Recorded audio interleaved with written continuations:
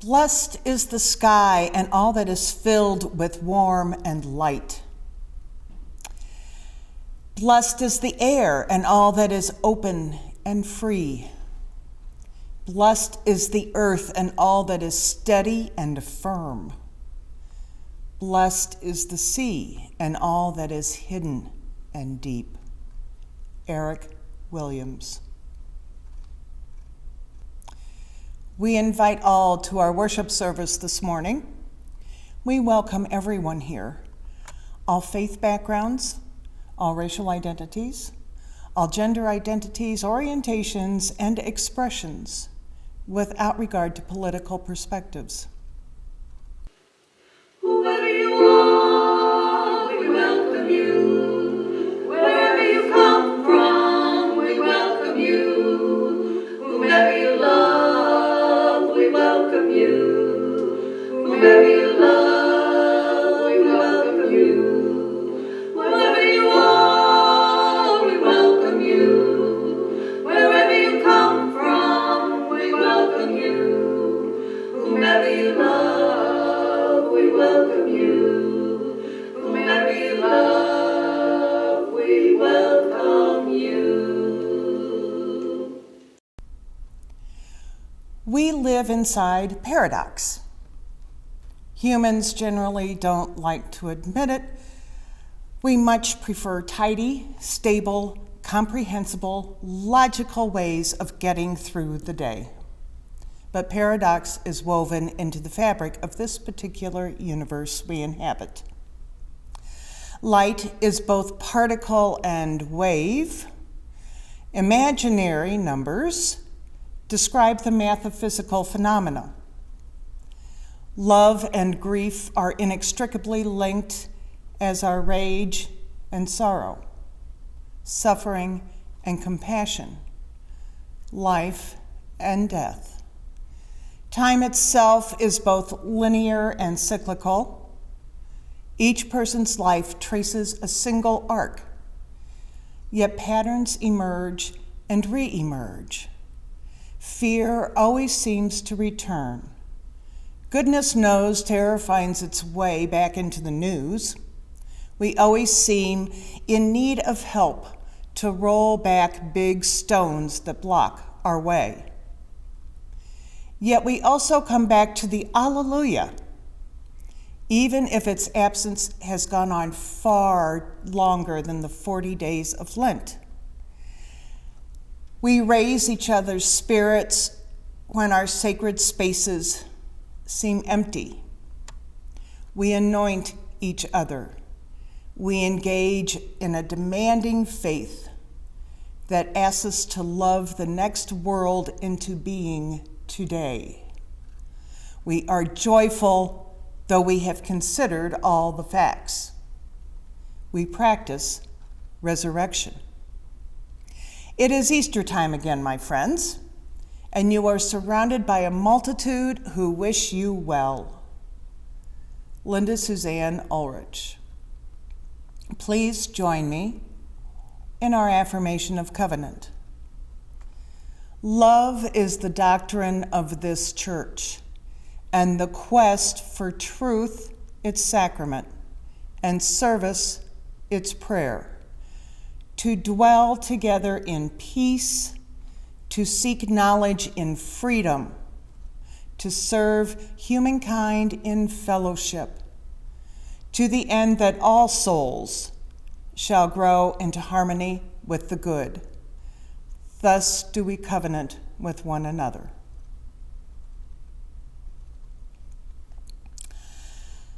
This month, our generosity is extended to the All About Kids Summer Food Project. Our Share the Plate program is in cooperation with the Church of Christ and gives kids meals during the summer and their families when they are no longer getting free and reduced lunches at school. So please help our area children be able to eat this summer and give generously to this program. You may send your check made out to UUVC with share in the memo line and send it to 403 Barcelona Road, Hot Springs Village, Arkansas, 71909. Thank you so much. For too long by fear divided, we have settled with the sword. Quarrels which should be decided by the reconciling word. Now the nations are united, though as yet in name alone, and the distant goal is sighted, which the prophet's souls have shown. May at last we cease from warring, barriers of hate remove, and earth's riches freely sharing, found the dynasty of love. Good morning. Normally I'd have a piece of paper in front of me and I would be doing a reading, sharing a reading that someone else wrote. But I was so taken with a colleague's sermon from a couple of weeks ago that I decided to come and just use that as the prologue to my sermon this morning. So I guess in theatrical terms it's more of a monologue than a reading, but let me begin. He based his sermon on the principle, the adage, the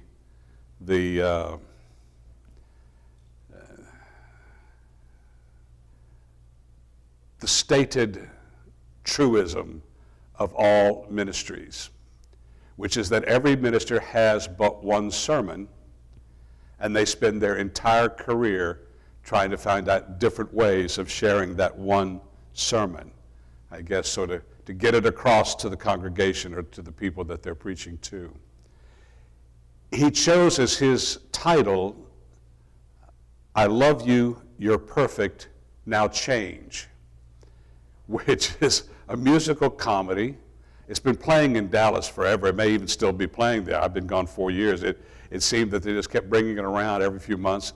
And some of our best friends, the other minister and I were both actors too, loved watching our friends come in and take the parts and go. And I think it was either 2 couples or 3 couples, but it was this thing about how, you meet someone and there's this attraction. You go, oh, I love you. And then you think, oh, this person's perfect. I'm going to marry you. And then the moment that you get married, there's this idea that now I'm going to change you. And so conflict arises, of course. But I really enjoyed what he presented, but also that idea, again, that every minister has but one sermon. I mean, I've been doing this for 18 years, and I'm thinking, excuse me, I'm thinking that I've written hundreds of different sermons. And so I really wanted to reflect and see, is there really still, that's one sermon that I've been doing, and if so, what would it be? And so I thought back to a moment early in this vocation, when on a weekend that my daughter, son-in-law, and their first grandchild had come to visit. I'd finished the weekend with them and then preached on Sunday, and I was home Sunday afternoon. I'm a little bit tired. I've had about all the stimulation I needed for that weekend. So I sought out the TV room. I was going to lay on my stomach on the floor and watch a little golf. And unless it's the U.S. Open or the British Open or Tiger and Sergio are battling or whatever, you can pretty much guarantee you're going to have a nap watching golf. So I'm laying on the floor in the TV room with my head propped up on my elbows, and I'm watching golf, preparing for a nap. But after a few minutes, my granddaughter, who couldn't have been more than 3 or 4 at the most, comes in and sees what I'm doing, and she decides to get next to me and on the floor, laying on her tummy, also propping her head in her hands, and she's watching golf with me. So here I am watching the golf and watching her and trying not to giggle and ruin the moment, but I couldn't help it anymore. So we started laughing, and so then she decided to climb up on my back and do the exact same thing, but now she's elevated on me as her paw. So here we are, and I watched this, and I can feel her little breath on my neck, and I know she's doing the same thing, and I look up and I lose it. So I turn as I can, grab her, and I'm on my back now, and I'm holding her up in the air, completely suspended, and we're just laughing and giggling. And I bring her down to my face, and I give her a butterfly kiss, and I push her back up again, and I kiss her on the cheek, and we do this several times until finally she takes her little hands one time when she's close to my face, puts them on my shoulder like she's pinning me to the floor, feet dangling in the air, and she says, with a devilish look I had never seen in this little cherub's face before, she says, "What you gonna do now?" So,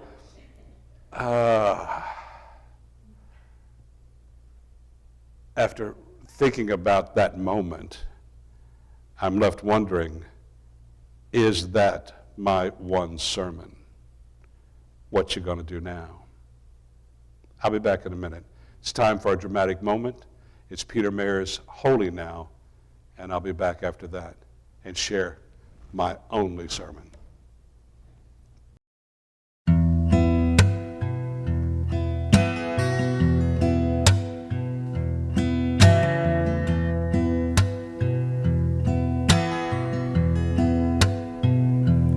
When I was a boy, each week on Sunday we would go to church and pay attention to the priest.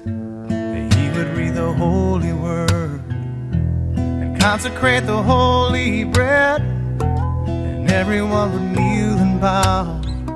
Today the only difference is everything is holy now. Everything is holy now.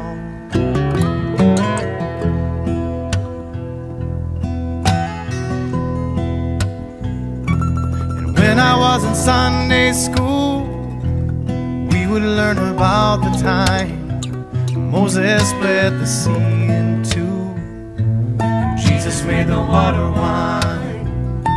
And I remember feeling sad, miracles don't happen still. Now I can't keep track, 'cause everything's a miracle.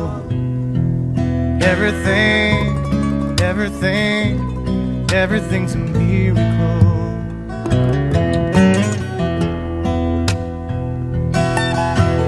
Wine from water is not so small, but an even better magic trick is that anything is here at all.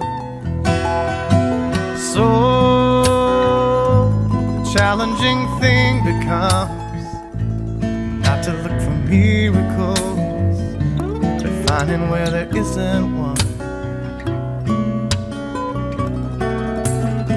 When holy water was rare at best, it barely wet my fingertips, but now I have to hold my breath like I'm swimming in a sea of it.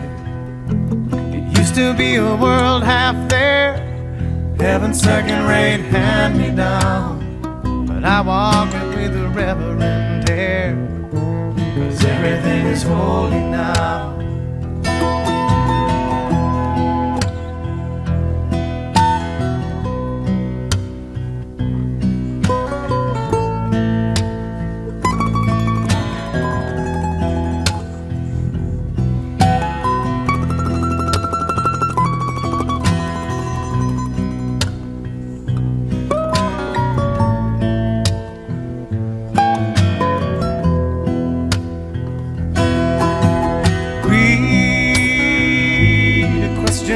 Child's face and say it's not a testament.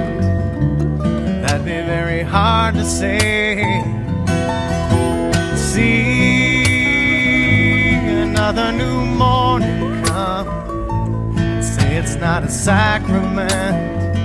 I tell you that it can't be down.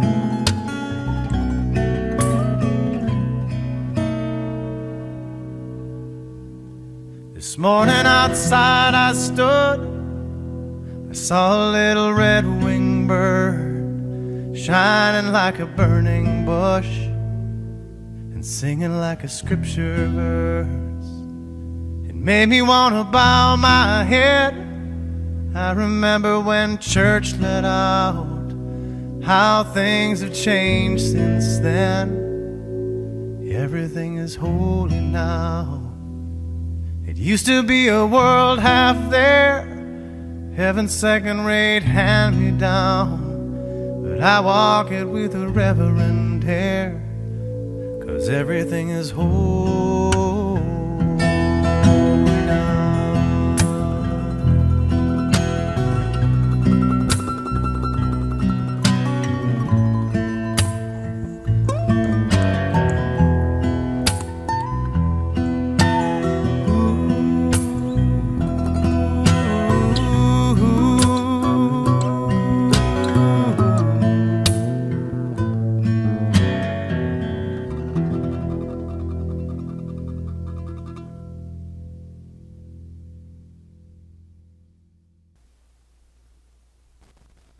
Good morning. Happy Easter. If I wasn't struggling so much with the idea that the one thing would be my sermon, I probably would pick that phrase from Peter Mayer's song, "Everything is holy now." But I'm still working on the other one, so let me work through that with you this morning. I love Easter. I love it. I love it for so many reasons.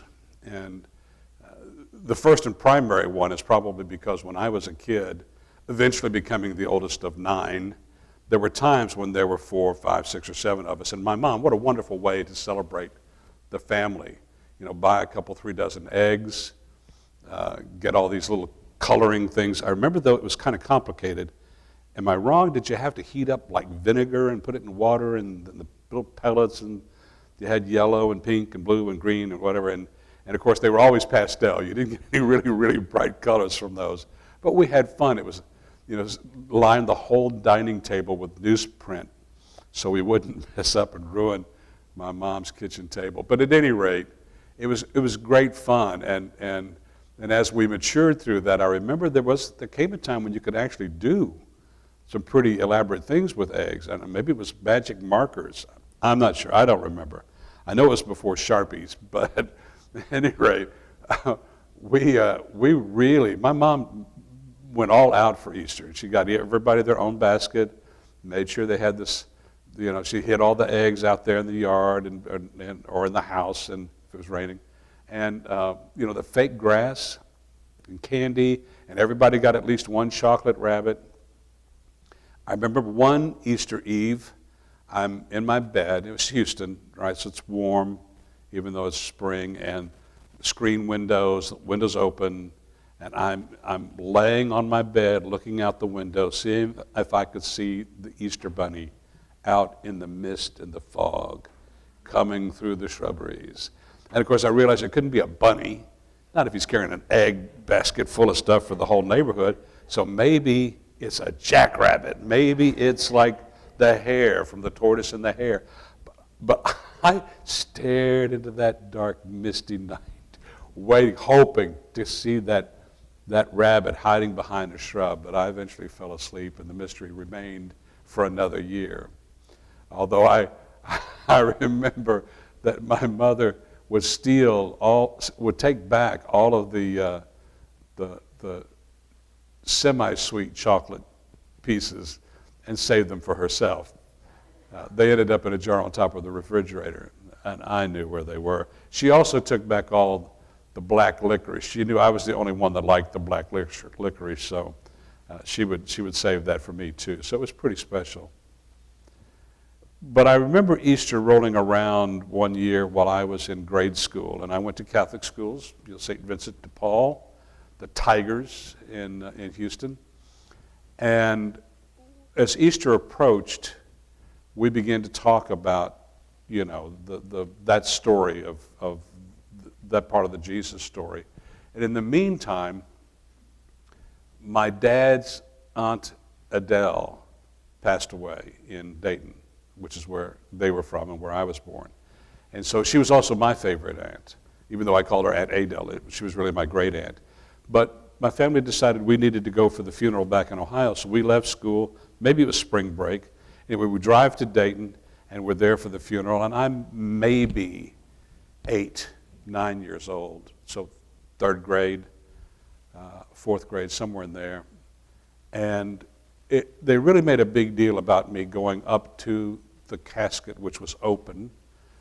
Maybe they did it to my siblings too, but I remember getting up there close enough and up enough to actually look into the casket, which I don't recommend people doing that, just in case you've got that in your mind. I had a lot of that as an altar boy, and that's not really fun for me anymore. But I saw my Aunt Adele in there.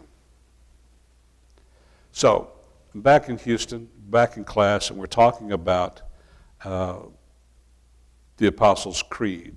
You know, I believe in God, the Father Almighty, creator of heaven and earth, and in Jesus Christ, his only Son, our Lord, who was born of the Virgin Mary, suffered under Pontius Pilate, was crucified, died, and was buried. He descended into hell, and the 3rd day he rose again from the dead and sitteth at the right hand of the Father. I believe in the Holy Catholic Church, the communion of saints, and the resurrection of the body. So I'm sitting in class, and I've got these wonderful nuns that are teaching us, and all of a sudden I'm saying, you know,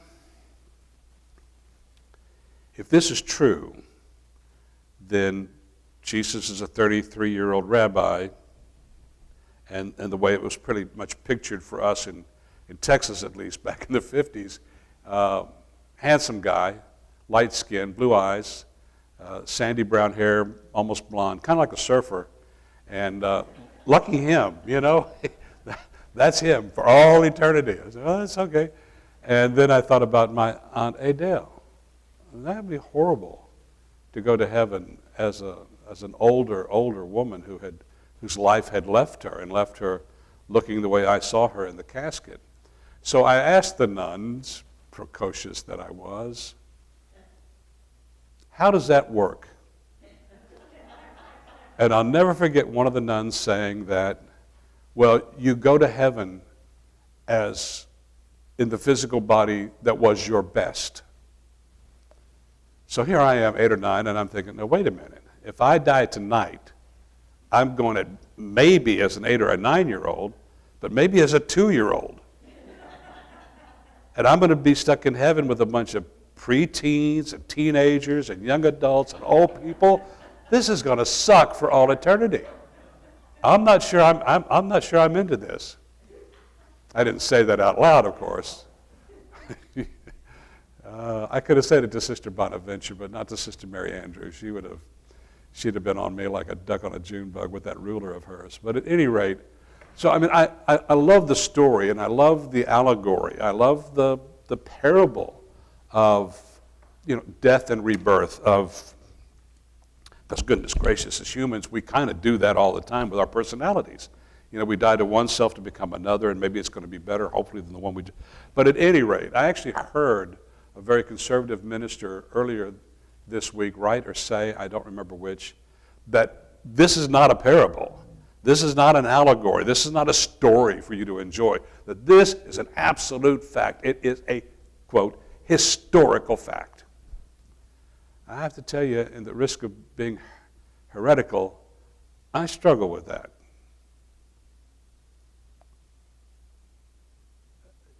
The idea of Jesus coming out of the cave and having another chance at all this, I love that.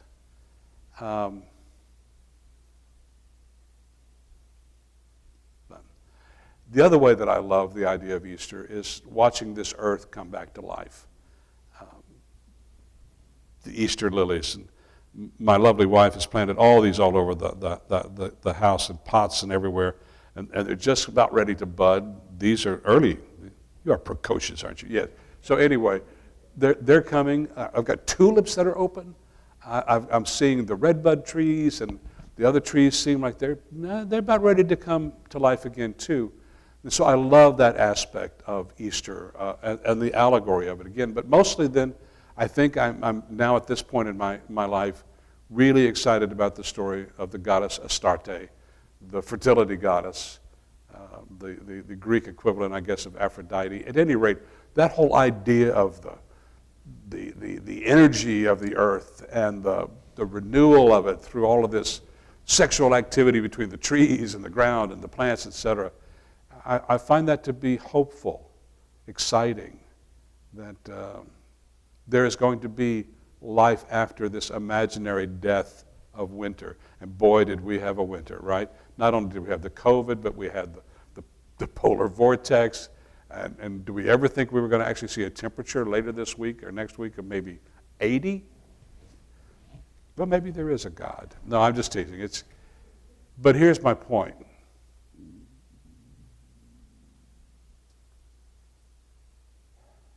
Easter is here for us all to enjoy in the way in which we can. And I don't begrudge people that really believe that they're going to have this human body back in some other place and space and time. But I wish you well. I cannot go there with you. So let me tell you why. And I've told some of this story to this congregation before, and some of you have probably heard the whole thing. Some of you may have heard dribs and drabs, and some of you may not have heard any of it. So I'm talking about preaching, and I had an opportunity exactly 9 years ago to preach at, well, it wasn't exactly 9, but 9 years ago to preach at a sister church so that my colleague there, she could go to the hospital and give birth to her second child, a little girl named Abigail, which is really wonderful because of what happened that day. I always know when Abigail turns her new year, and she's 9 this year.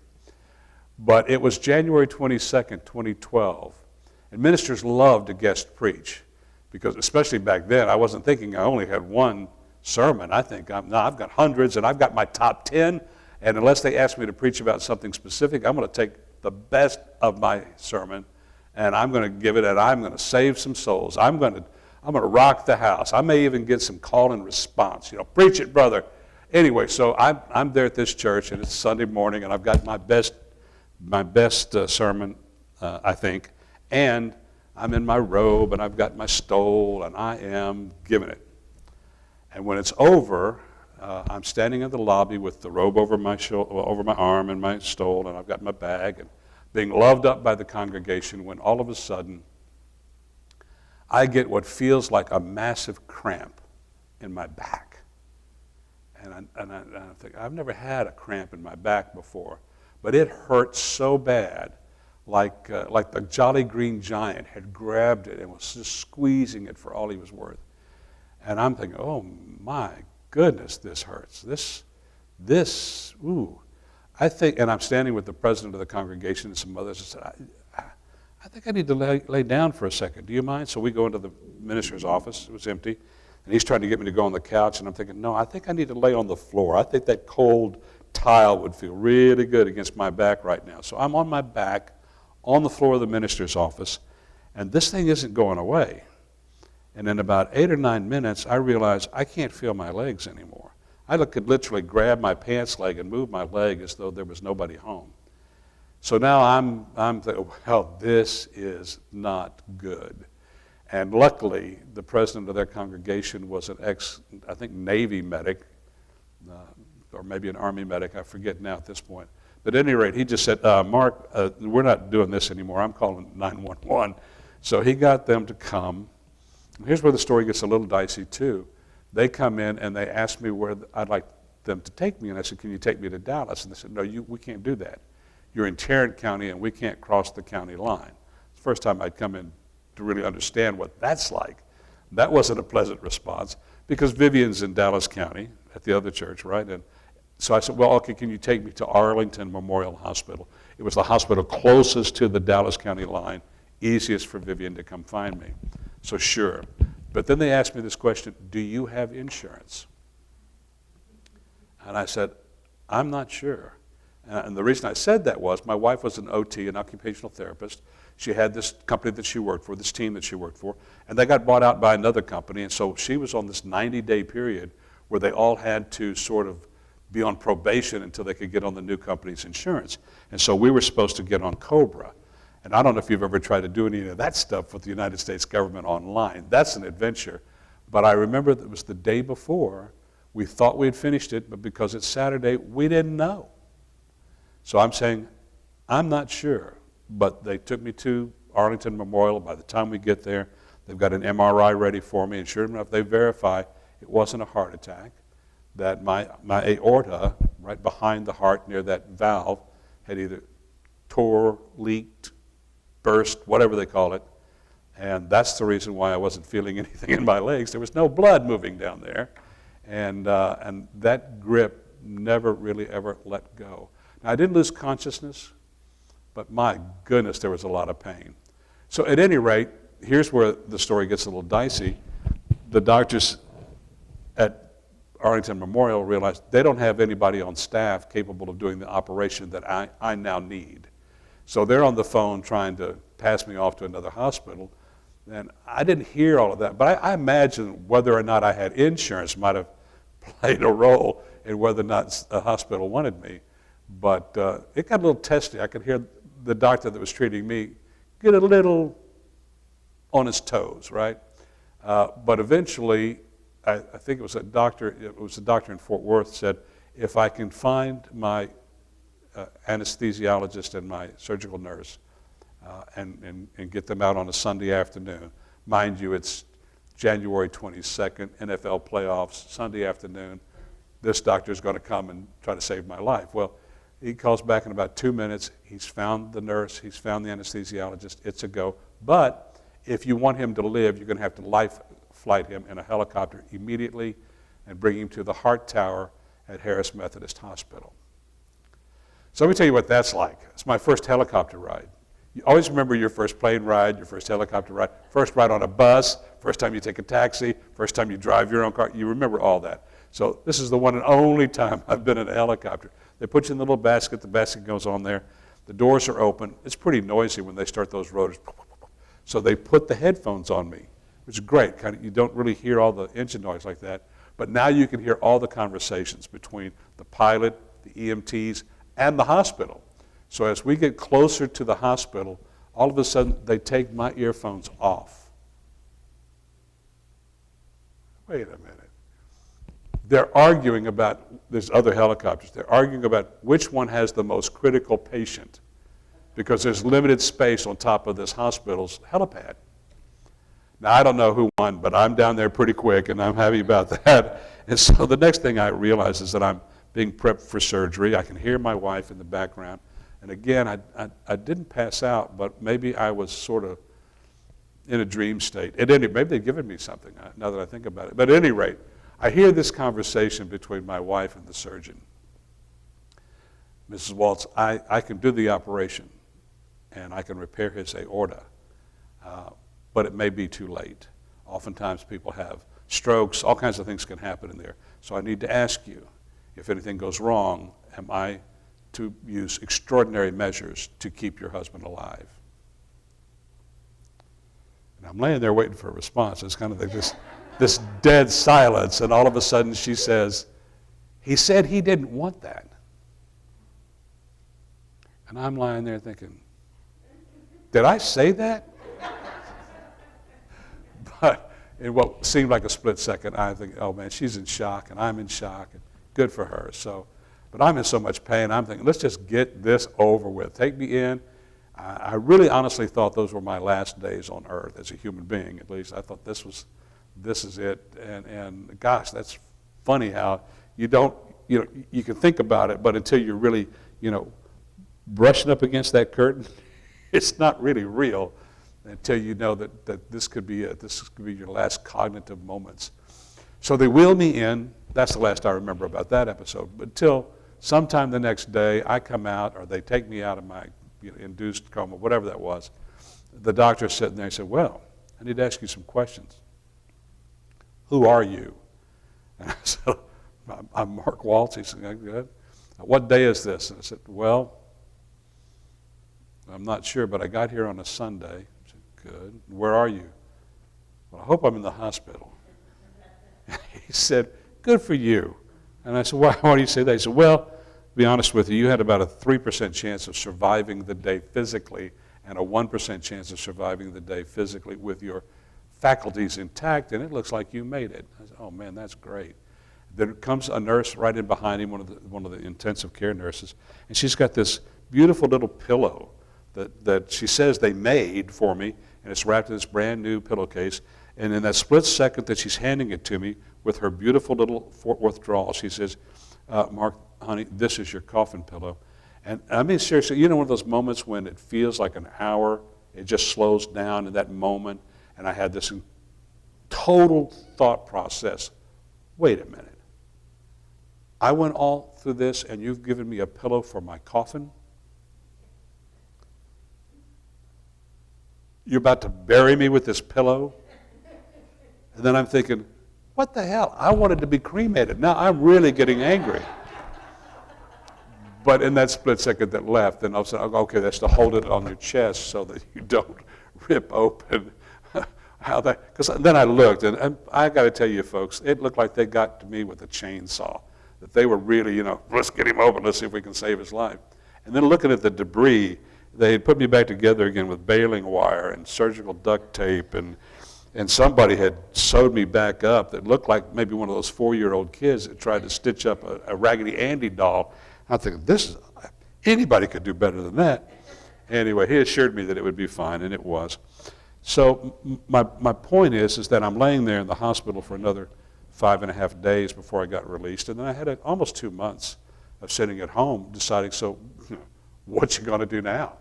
Are you going to retire, which some people probably would have liked, or are you going to go back after it? And when you're laying there and you figure out, wait a minute, I just barely got started. I'm 9 years into this, or 8 years, whatever, I guess 9 years into this new vocation. It just feels premature to not figure out how to continue doing this. But of course, in the first couple of weeks, all I could do was just make sure I didn't even clear my throat. Just trying to go, just felt like there were 1,000 needles in my chest. And I really, coughing, oh my God, that would have been the worst thing ever. So imagine that for almost 2 months, I didn't cough, I didn't do anything, I didn't even clear my throat. But eventually, I'm ready to go back. And so I called the church and I said, what's the first Sunday that we don't have somebody scheduled in the pulpit? And they said, April 8th. And I said, okay, well, I want that one. I'm coming back. You come? Yeah, I'm ready. I need to stand up and come back to church and begin this again.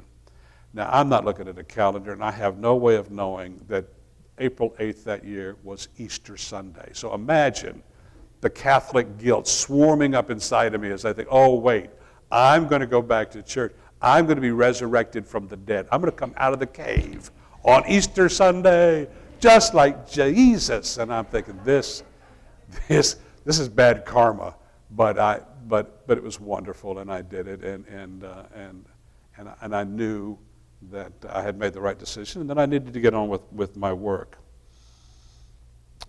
So here we are to today. This is Easter Sunday, and there's all these metaphors and allegories and fun things swirling around us.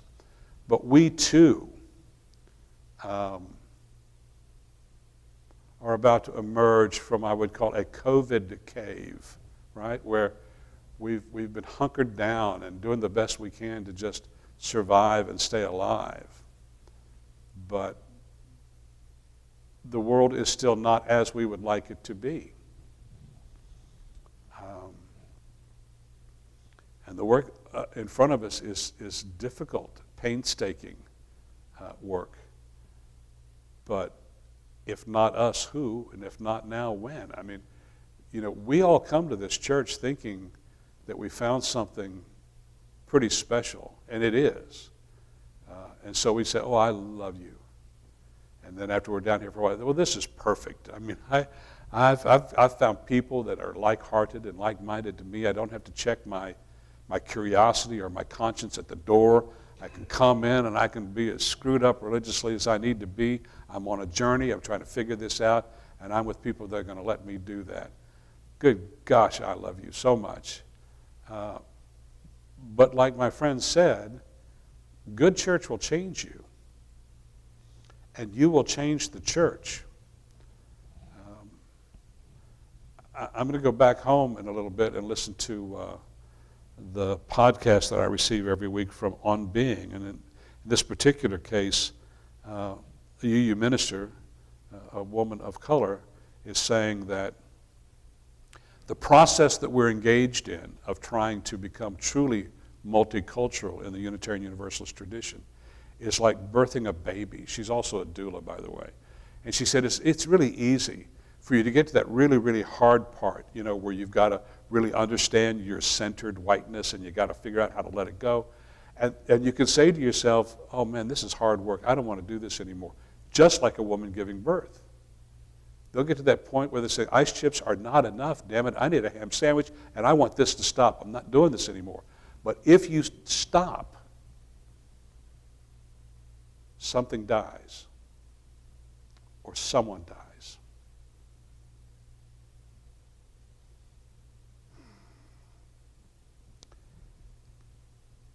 The really hard work of this religion and this church is still ours to do. We're going to listen to a little music right now, a beautiful piece delivered by someone in our congregation. And then I'll be back in a couple minutes with the charge and the blessing.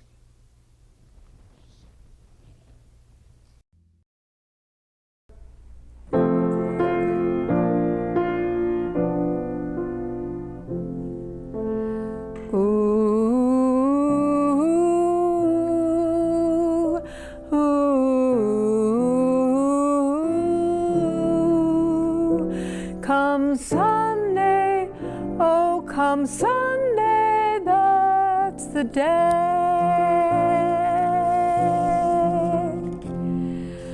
Lord, dear Lord above, God Almighty, God of love, please look down and see my people through. I believe that God put sun and moon up in the sky. I don't mind the gray skies, 'cause they're just clouds passing by. Lord, dear Lord above, God Almighty, God of love, please look down and see my people through. Heaven is a goodness time, a brighter light on high. Do unto others as you would have them do unto you, and have a brighter by and by. Lord, dear Lord above, the God Almighty, God of love, please look down and see my people through. I believe God is now, was then, and always will be. With God's blessing we can make it through eternity. Lord, dear Lord above, God Almighty, God of love, please look down and see my people through.